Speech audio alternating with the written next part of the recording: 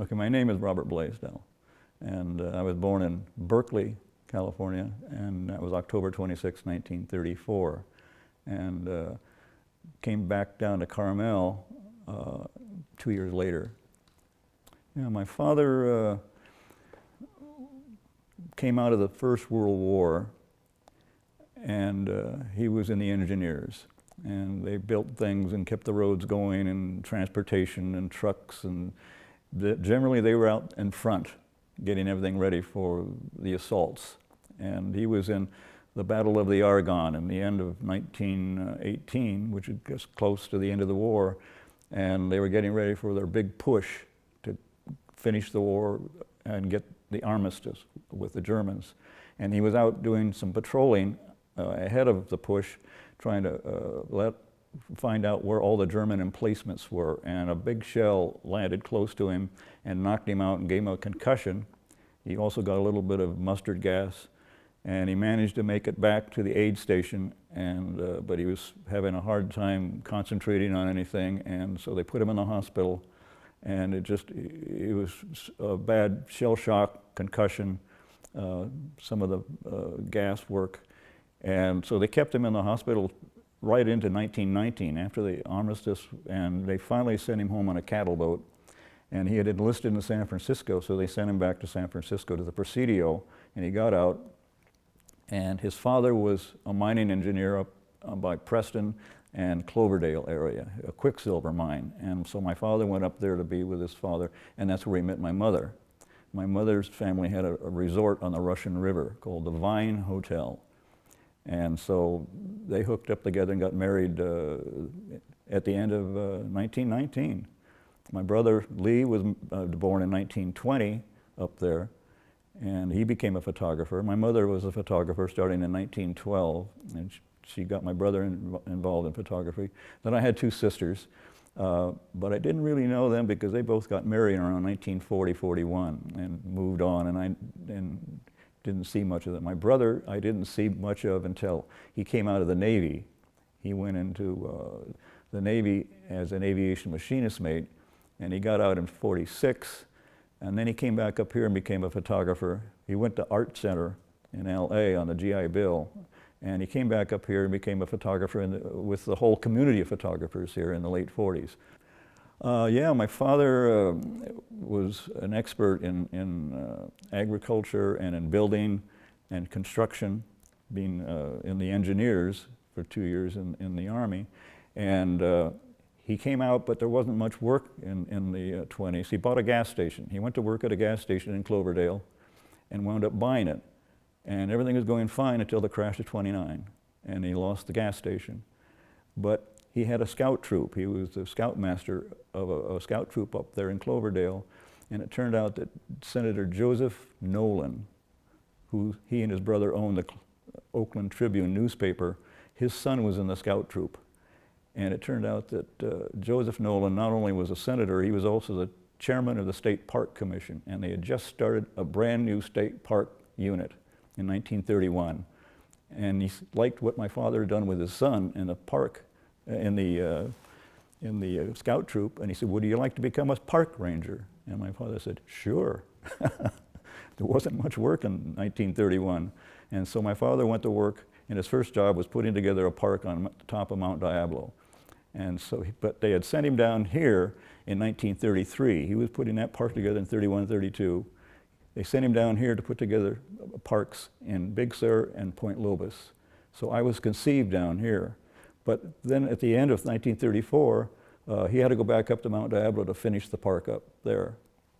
And then we finally came back here. They made him superintendent of the whole coast, pretty much, in 1937. He had everything from Mendocino to LA. And we came back here and wound up living in Monterey in one of the old adobes that had been given to the state. My father, when he was putting together the parks down here, there were really no parks down here at that time.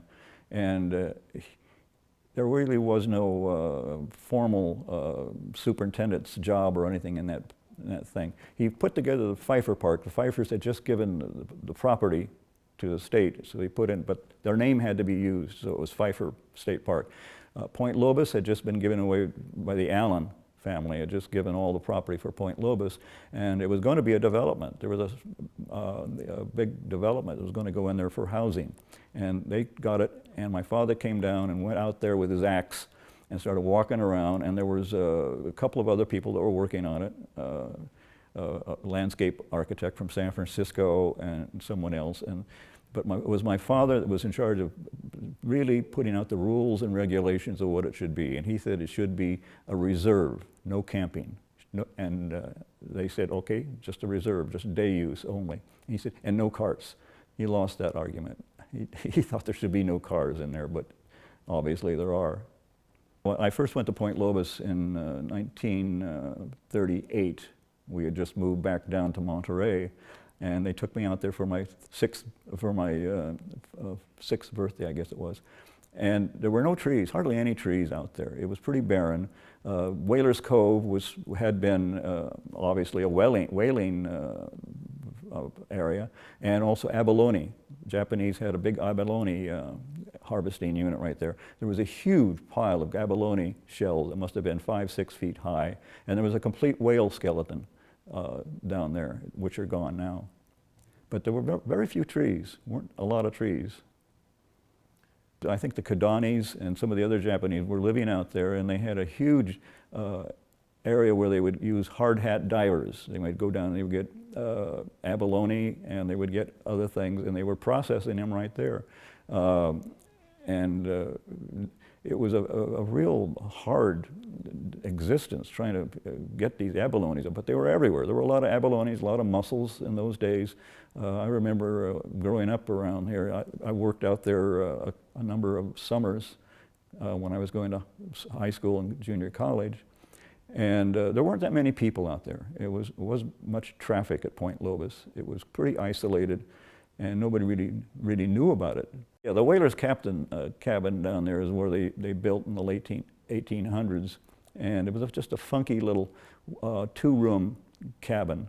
And sometimes when I'd work out there in the summers in 54, 56, 57, my father would drop me off. If I didn't have a car, he would drive me out, drop me off, and I would stay there maybe three nights or 4 nights in the cabin. It had a couple of bunk beds in one room and an old pot-bellied stove, but you never thought about it when you're a kid. And it was fantastic. There was nobody around, and to be able to work in the park, and then at 5 o'clock go and hang out at this wonderful little cabin with right on the cove right there. What's better than that? My mother was very artistic. She did some artwork. She painted, and in 1912, I don't know why she thought about it, but she bought a Kodak. I guess they called them brownies in those days. I don't know. It was a great big square box camera in 1912. And she started doing her own darkroom work and making her own prints, and started shooting all her friends and neighbors around Cloverdale and Preston and that whole area by the Lake District.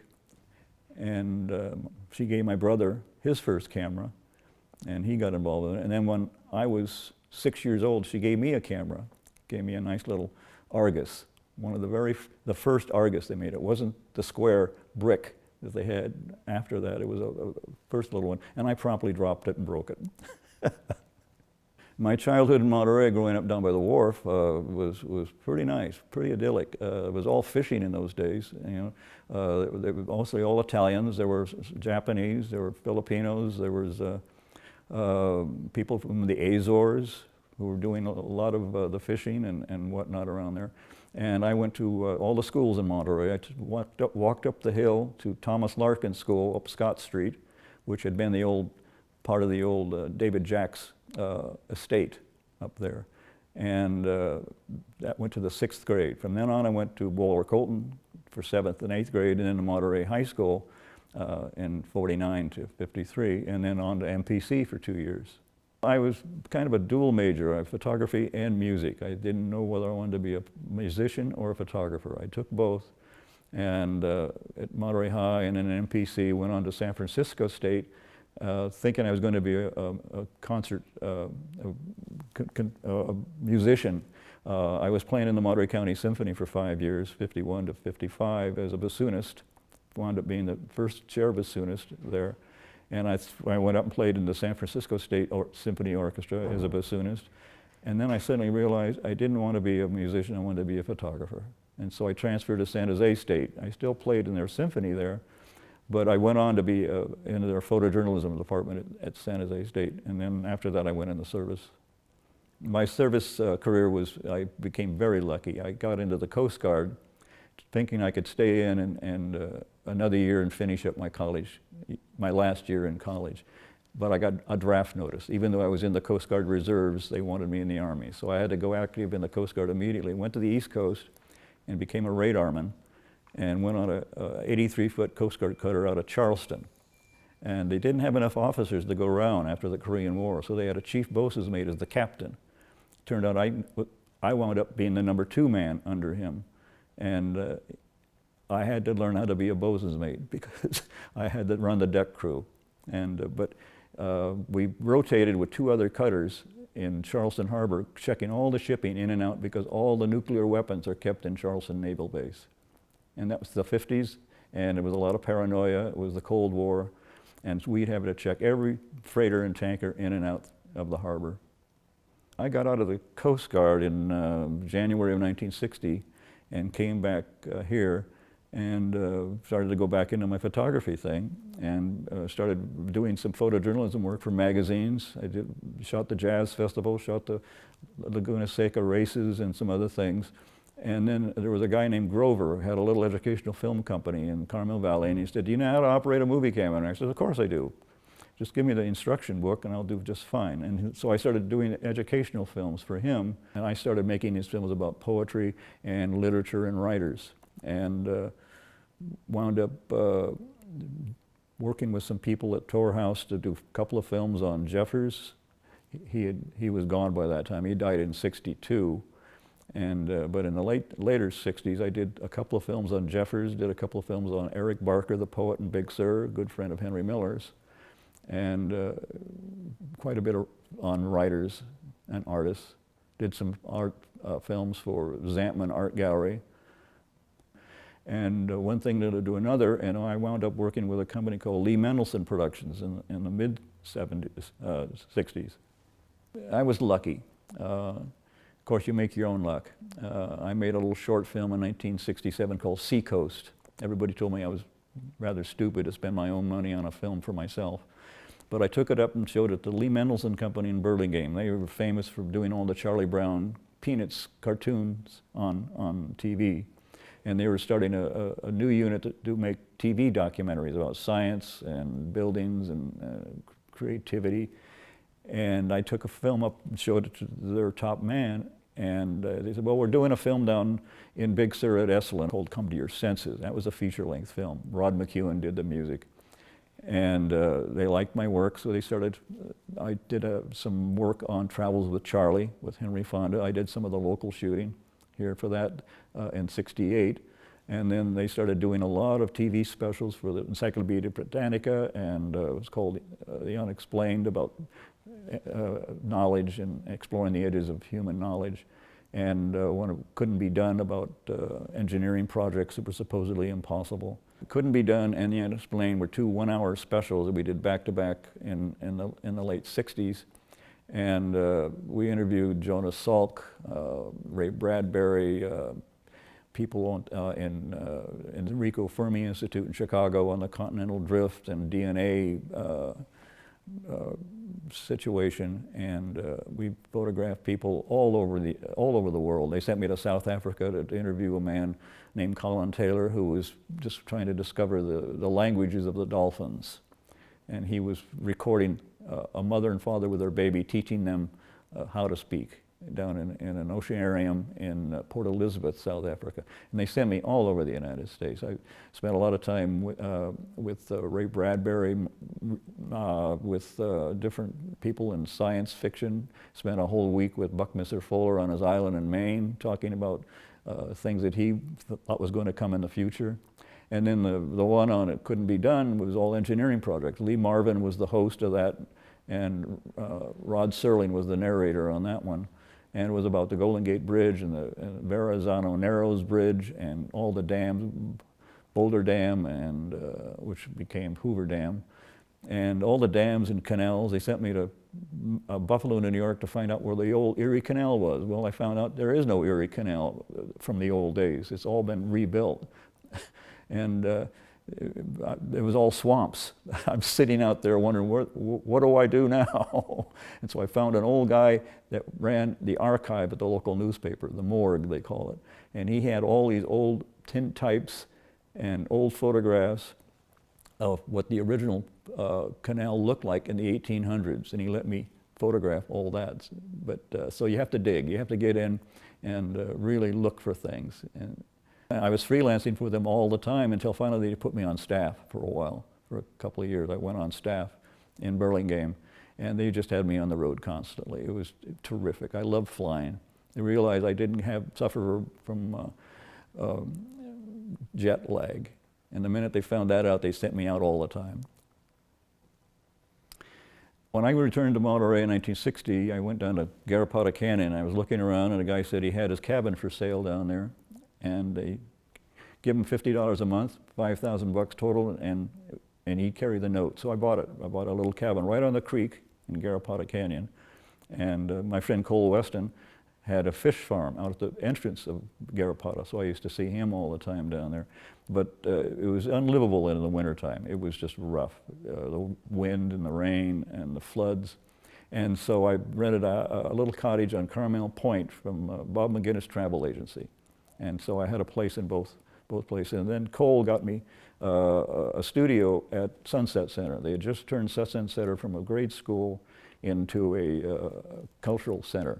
And Cole Weston was the first director, and I asked him for a little spot to work in. And he said, well, I got a place underneath the stage you can have for $30 a month. Cole was a real character. He was larger than life. Even though he came from a photographic family, he was a good photographer himself. He went into plays and directing plays at the Wharf Theater in Monterey, and he went in a totally different direction. Edward Weston used to show his photographs in Monterey. There was a Pat Wall gallery. A man named Pat Wall had the first gallery back in the 40s and in Monterey. And he showed Edward Weston's prints. They used to sell for as much as $10 a piece. And there was a place called the Rings Restaurant. Became the Clock Restaurant later on. And Vic Knight was an old advertising man from New York, and he started this funky little restaurant called Rings. I don't know where that came from. But he used to have art shows and auctions of photography and paintings there a lot. And Ansel Adams, I think his paintings, his photographs were going for as much as maybe $20, $30 a piece. But I became involved with the photographic group here after my brother came back in the late 40s and was here. And then I got involved with the group and started helping my brother in 1951 photograph. We photographed Jeffers and photographed a lot of things in the area. And it was exciting. It was exciting. Of course, there was Ansel Adams came back and came down here in the 60s. But there was the Westons. I did meet Edward Weston's in the early 50s. He used to come up to Monterey High School and give talks once in a while. But then he got Parkinson's disease and passed away, I think, in '57. But Cole and his brother Brett were here in the area. There was a lot of photographers. There must have been 25, 30 photographers at that time living here and working. Trying to think of some names. Ansel Adams, but he came in 1960 or 61, I think. He wasn't here in the 50s, or the 40s. People like Steve Crouch was a wonderful photographer. He had done the book Steinbeck Country, which was a big hit. There were photographers named Ray Rupel. There was a lot of early photographers like Jocelyn, and Pat Hathaway got a lot of the archives from a lot of the photographers who were here in the early part of the century and turned them into a good archive in Monterey. Trying to think who else There were just so many of them. Sometimes we'd work together, sometimes we'd help each other out with and crewing things, but there was the camera craft was on Ocean Avenue. It's now a Sotheby's real estate office, and that's where everybody would wind up sometime during the day. Be coffee in the back room, and we'd all come in. Ansel would know Westons and Steve Crouch and some of the other photographers would wander in and out and have a cup and shoot the breeze. And it was there was no tourism back then. It was all very creative and artistic, and there were a lot of local businesses. There were a couple of hardware stores, must have been half a dozen markets, and there was 9 gas stations in town. And it was all local services. There was no real estate firms. Carmel Realty was there, I think, and that was about it. And it was mostly for locals. We used to have beach parties down at Stewart's Cove, which is where the river mouth is. That was a traditional thing. A lot of the locals would go down there and build a fire and go out in the rocks and get some mussels and periwinkles.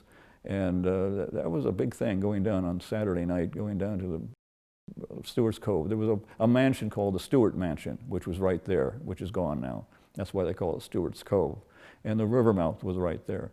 And it was very low key, very easy. Dig a pit, put some wood in it, build a fire, and there'd be all these locals, be artists and writers and photographers, and people would all congregate down there on the weekends. Or sometimes at people's houses. Once in a while somebody'd have a little party. That Weston, had a gallery here, a studio. He wasn't making any money off his art photos. He was shooting portraits, Edward Weston, to make a living. And there were a lot of photographers who were working really hard to make a living around here. It was tough. My brother worked for the Herald and then became a stringer for United Press back in the 50s, and I went to work with my brother in 1951. I remember one of the first projects we did was they shot a movie called Clash by Night down at the wharf in Cannery Row. It was Barbara Stanwyck, Robert Ryan, and Marilyn Monroe. And they stayed at a wonderful little hotel called the Mission Inn Hotel down in Monterey. And we went, United Press hired us to go down there and photograph them in the evening, just before they went out for dinner. And that was fascinating. Marilyn Monroe, this was one of her very first movies. She was luminous. She was one of the most beautiful people I'd ever seen in my life. And she was very accessible, just down to earth. And Barbara Stanwyck was very nice, so was Robert Ryan. And we went on, and I helped my brother photograph a lot of things in the area back then. Encountered Robinson Jeffers during the 50s. I played in the symphony, and he and Una would come to events that the symphony would put on, fundraising events, and her first husband played first cello, Ted Custer, and so I knew Ted quite well, and they would come to parties, and Jeffers would be there. He was very quiet. He'd wind up in a corner somewhere and just watch until he had a drink or two, and then he'd open up a little bit and be part of the group. But my brother and I photographed him in 1960 when I first got out of the service, his last formal photograph inside Tor House, and those are the photographs that are used in Time and Life when he died in 1962. But I didn't really hang out with him. He was a very quiet man. He worked on building the Hawk Tower for his wife Una that was her hangout.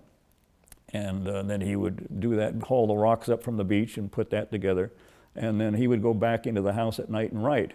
And so he wasn't out and about very much. Yeah, it was 67 or 8. A woman named Mary Louise Love was good friends, and she wanted to make a film about his poetry about his granddaughter Una.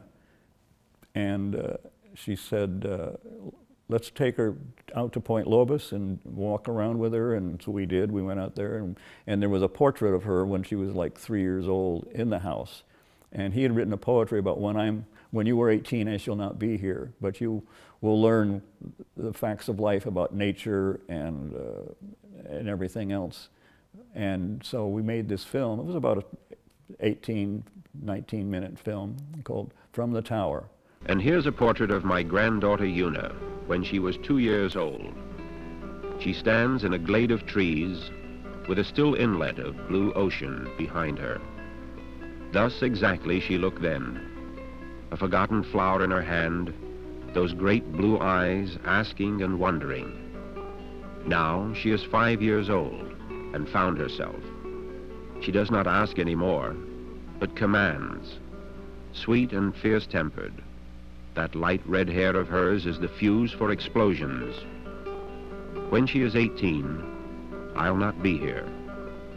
I hope she will find her natural elements, laughter and violence, and in her quiet times, the beauty of things, the beauty of transhuman things, without which we are all lost.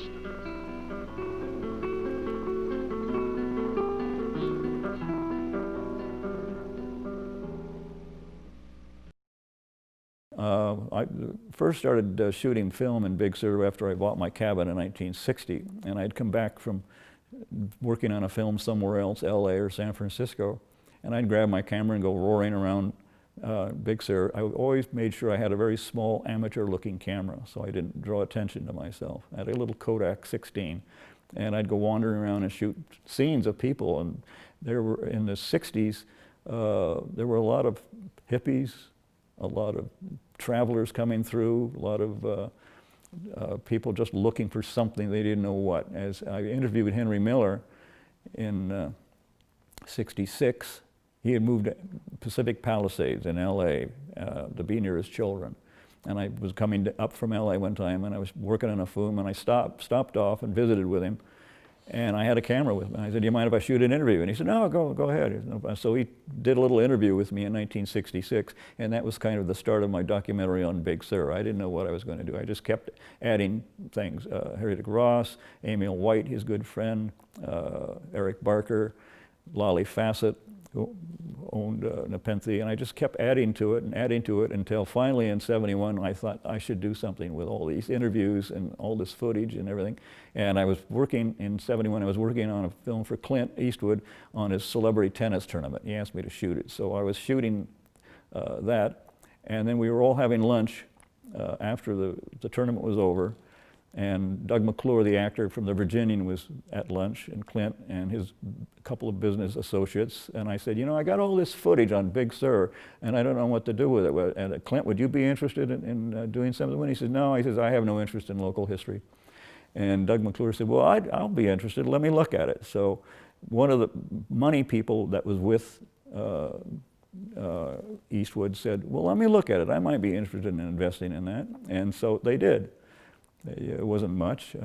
Lionel Levinson put up $25,000 to put this footage together, and Doug McClure narrated it for me. And I did a trade-off with him. He wanted me to shoot something for him, so I did. And we put this film together, an hour, on the history of Big Sur with all these characters, and nobody wanted it. Went on the shelf until 1995.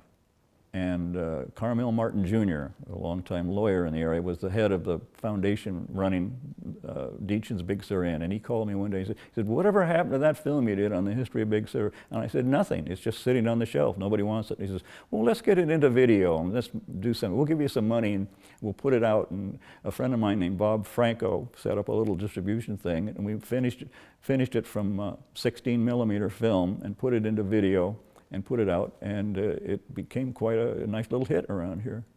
I wrote some screenplays, wrote a couple of scripts, and I wrote one about the wild boar.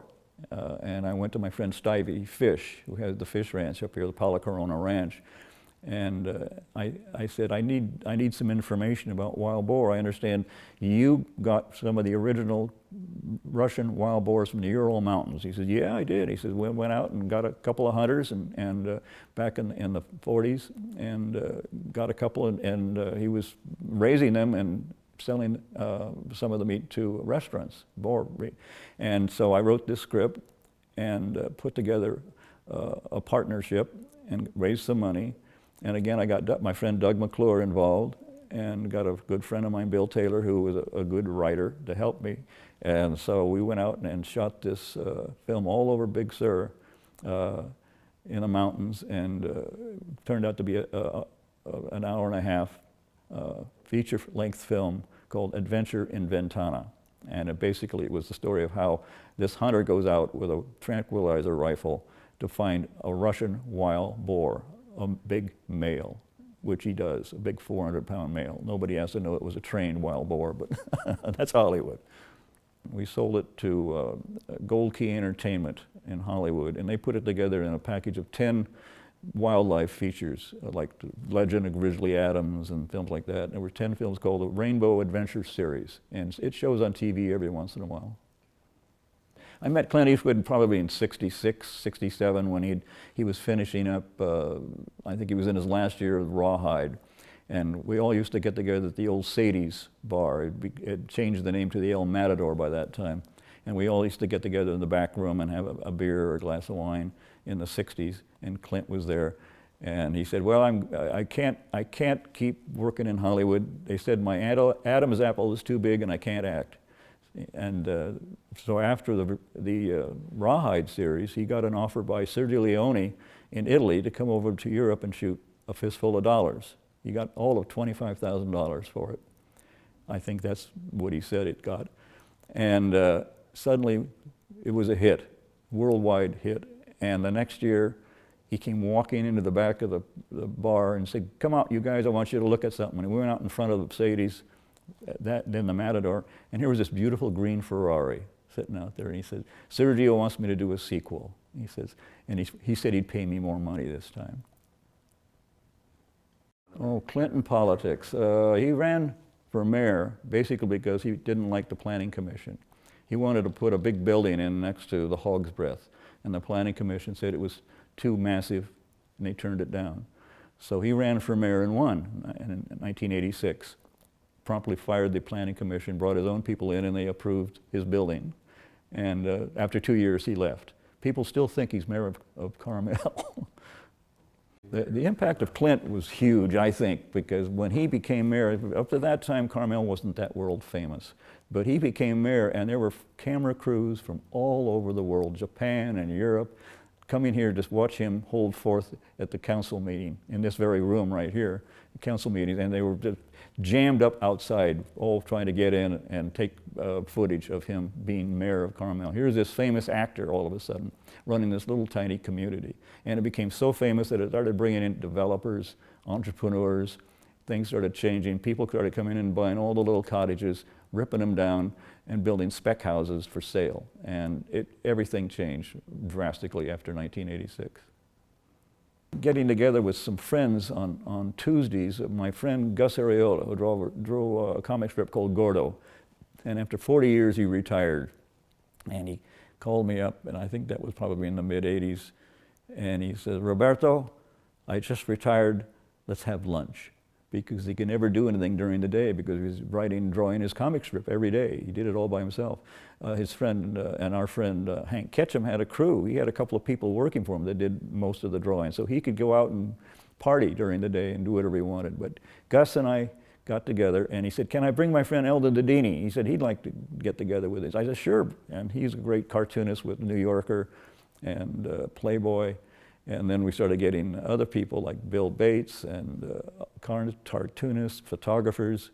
Pretty soon we were meeting at Cardinale's Coffee House on Ocean Avenue, and it grew to be about 10 or 12 people, photographers, artists, cartoonists, writers. And it was a wonderful venue till all of a sudden people started dropping by the wayside.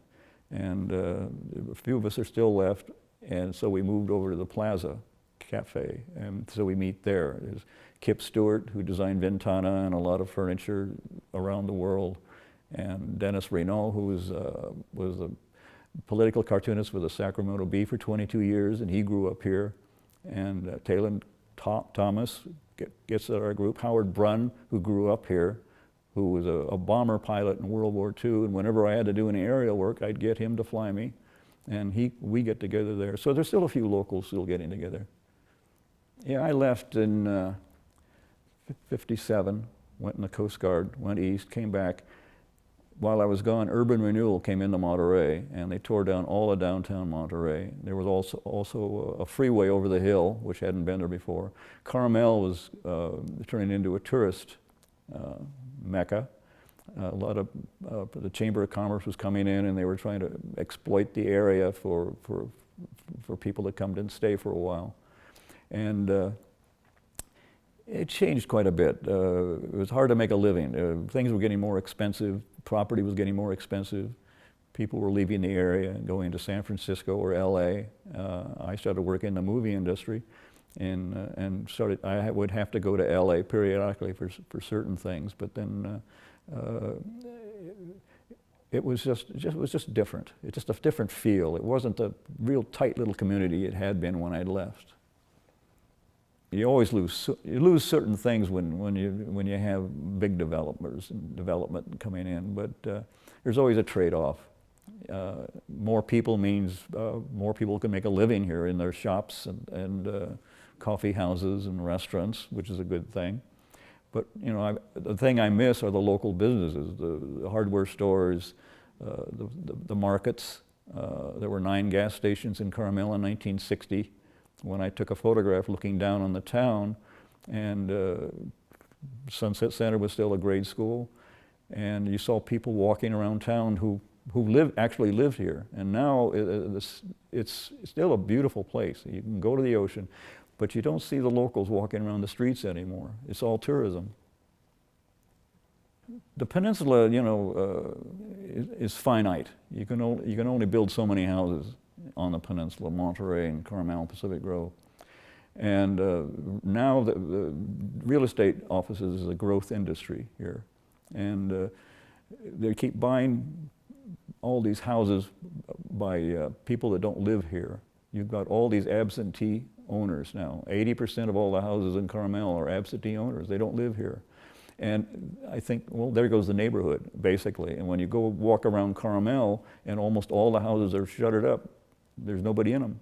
And there's somebody that just comes maybe on a weekend or maybe just for the summer. And the rents are so enormous that artists and writers and creative people can't afford to be here. It's a big change. I think the environment might be better, actually, because there's so much, you've got the Monterey Aquarium, you have a lot of people concerned about the fishing, the sea otters, and as much as things change, some things don't change at all, and I think things have gotten better as far as saving the environment, trying to keep pollution down, and I think no matter what anybody says about overcrowding and too many people in houses, we've still got the beach, we've got the rocks, we've got the ocean, we've got this wonderful climate, and so it's still a wonderful place to be and live. Carmel in the future, I'll try to keep it from expanding any more than it is, I think. Try to preserve what we have. Carmel is unique. I don't know another community in the world like Carmel. No street signs, no stoplights, no sidewalks in a lot of cases, no street numbers, no mail delivery. I mean, that's like down home. I mean, that's the way America used to be. You know, you had to go to the post office to get your mail, and that's where you see all your friends all the time. We have some good coffee houses here. We got to keep those. We have to keep venues of where locals can still get together and communicate, and not just staring at their iPhone all the time. I don't know. I think I was very lucky to grow up here. When I think of all the places I could have grown up, my father could have had a house anywhere in the state, since he was the superintendent of all the state parks from Mendocino to LA, and then during the war right on down to the Mexican border. The state provided a house. We could have lived anywhere, but my mother said, I want to be in the fog. She liked the fog. She couldn't stand heat. And she said, I want to go back to Monterey and Carmel, where they were living in 33 and 34. And so my father moved us into the adobe, the Casa de Oro, the House of Gold down by the First Theater. And so I grew up there from 38 to 52. And I can't think of a better spot. I've been everywhere in the world. I've been all over Europe and the South Pacific and Africa. And I can't think of a better place to live than right here. I mean, as I said before, the weather, people are nice, always nice here. People are always it's a small town atmosphere. Even though Carmel has grown so much and there's a lot of real estate firms and stuff, the locals are always extremely pleasurable to talk to, intelligent. We have all these wonderful artistic venues like the Bach Festival, and it's hard to beat.